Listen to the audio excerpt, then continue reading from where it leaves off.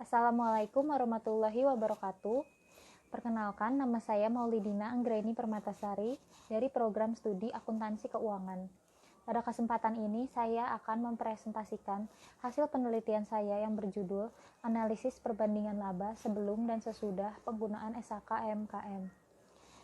Sebelumnya, saya ingin berterima kasih kepada Ibu Titi dan Ibu Novitasari selaku dosen pembimbing saya yang telah membimbing saya dalam mengerjakan skripsi ini. Pertama-tama saya akan menjelaskan latar belakang penelitian saya.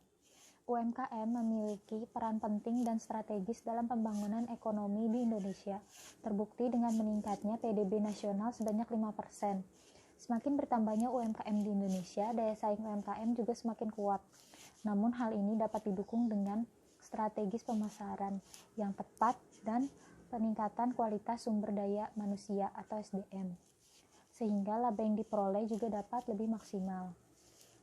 Dengan demikian, Dewan Standar Akuntansi Keuangan Ikatan Akuntan Indonesia atau DSAK-IAI melakukan pengembangan standar akuntansi yang dapat memenuhi kebutuhan entitas mikro, kecil, dan menengah, yaitu SHK EMKM.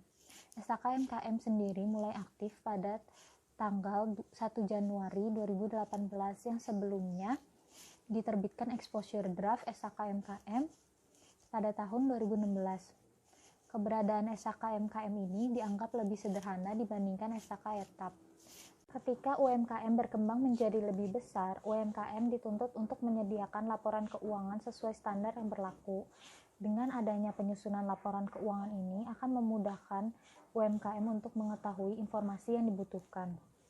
Laporan keuangan juga menjadi sarana yang tepat untuk menyampaikan informasi keuangan kepada pihak luar perusahaan. Salah satu informasi keuangan adalah laba. Perhitungan laba yang tepat akan mencerminkan kinerja keuangan yang sesungguhnya. Namun saat ini banyak UMKM yang belum menyelenggarakan sistem akuntansi dengan baik dan sesuai dengan standar yang ada. Apabila laporan keuangan tidak disusun dengan sesuai standar, maka akan ada kemungkinan laba yang diperoleh bukan laba yang mencerminkan kinerja perusahaan yang sesungguhnya. Atas dasar latar belakang tersebut, penelitian ini merumuskan masalah sebuah penelitian yang berjudul Analisis Perbandingan Laba Sebelum dan Sesudah Penggunaan SHK EMKM. Objek pada penelitian ini adalah CVVA. CVVA masih menggunakan pencatatan tradisional atau manual sebagai dasar pencatatan laporan keuangan. Kesalahan-kesalahan catat yang dilakukan oleh CVVA menyebabkan laba yang dihitung tidak tepat, sehingga laporan keuangan juga tidak sesuai dengan SHK EMKM yang berlaku. Tujuan penelitian ini adalah mendeskripsikan pelaporan keuangan yang saat ini berjalan di CVVA, melakukan penyusunan laporan keuangan berdasarkan SHK EMKM, dan menganalisis perbedaan laba sebelum dan sesudah penggunaan SHK EMKM. Selanjutnya, saya akan menjelaskan mengenai UMKM.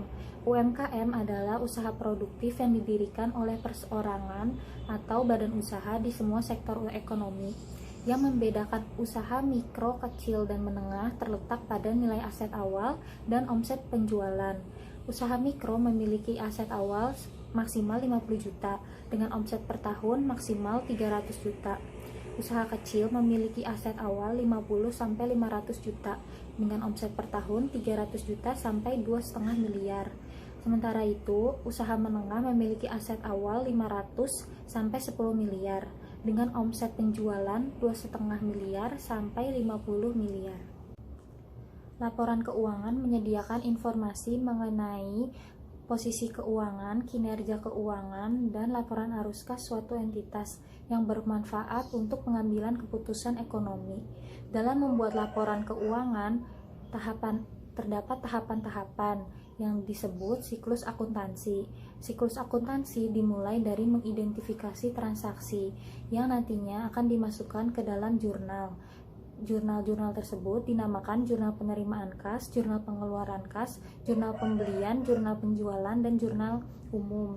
Selanjutnya, jurnal-jurnal tersebut diposting ke buku besar dan saldo akhir buku besar dipindahkan ke dalam neraca saldo. Untuk memastikan perusahaan sudah sesuai dengan pengakuan pendapatan dan beban, maka diperlukan jurnal penyesuaian. Setelah dibuat jurnal penyesuaian, maka dipindahkan kembali ke neraca saldo setelah penyesuaian. Selanjutnya, perusahaan mencatat laporan keuangan. Terdapat 3 komponen wajib laporan keuangan menurut SHK MKM, yaitu laporan posisi keuangan, laporan laba rugi, dan catatan atas laporan keuangan atau CALK.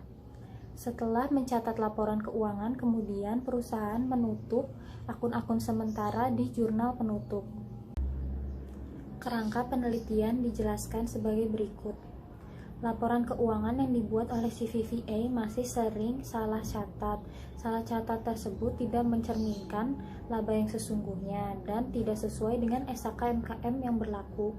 Dengan mengacu pada SHK MKM, penelitian ini akan menyusun laporan keuangan berdasarkan SHK MKM, kemudian menganalisis laba sebelum dan sesudah penggunaan SHK MKM. Selanjutnya saya akan menjelaskan mengenai metodologi penelitian. Jenis penelitian ini adalah deskriptif kualitatif dengan pendekatan studi kasus.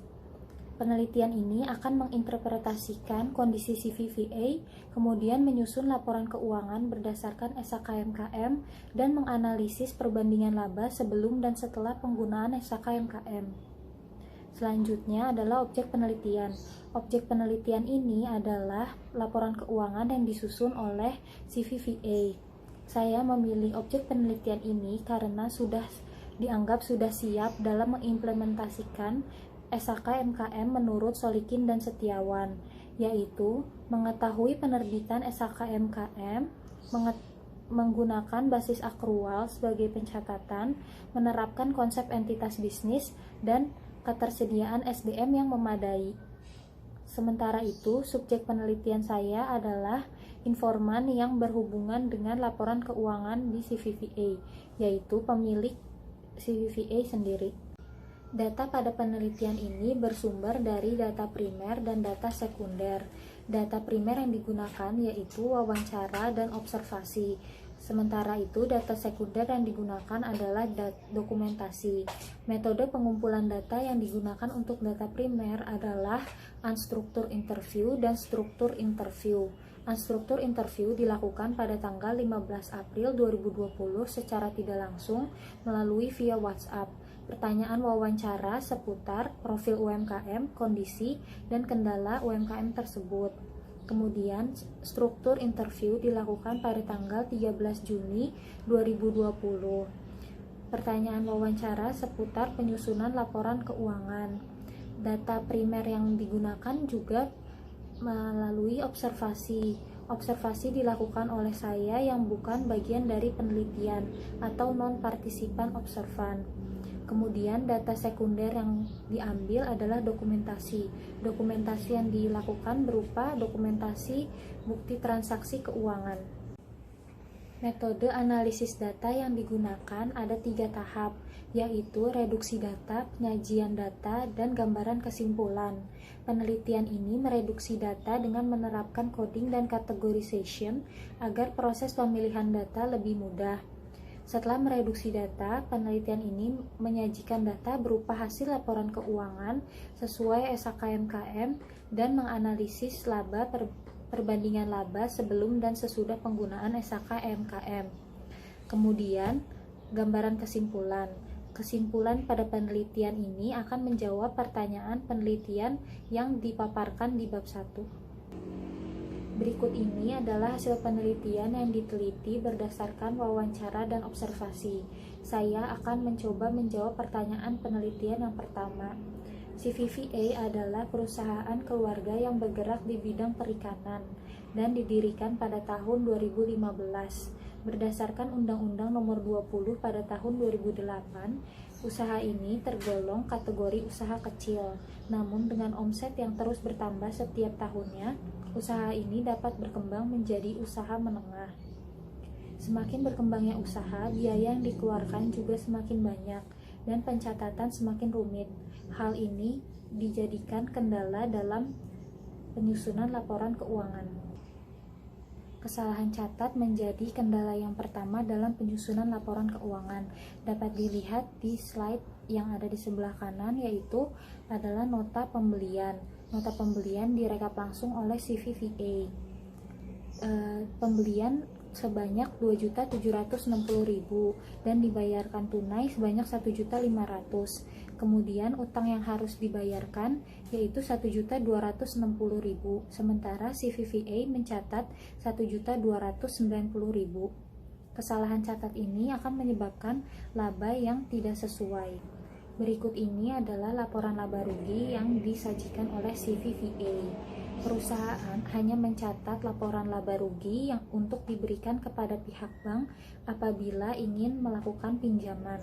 Pada laporan laba rugi tersebut tidak ada beban penyusutan peralatan dan bangunan, beban perlengkapan dari penyesuaian, dan terdapat beban-beban yang tidak sesuai.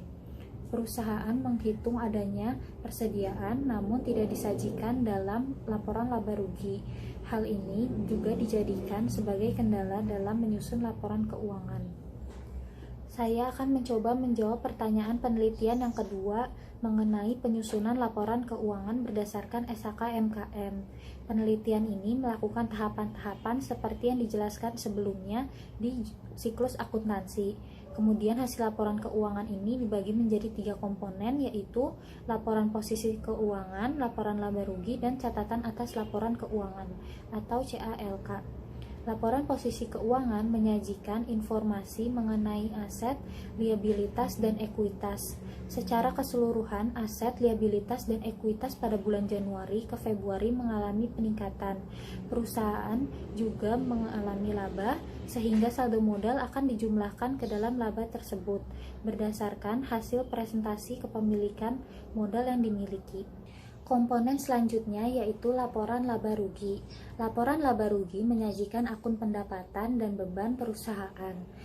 Dapat dilihat hasilnya, pada bulan Januari ke Februari, perusahaan mengalami penurunan laba, namun penurunan ini tidak signifikan.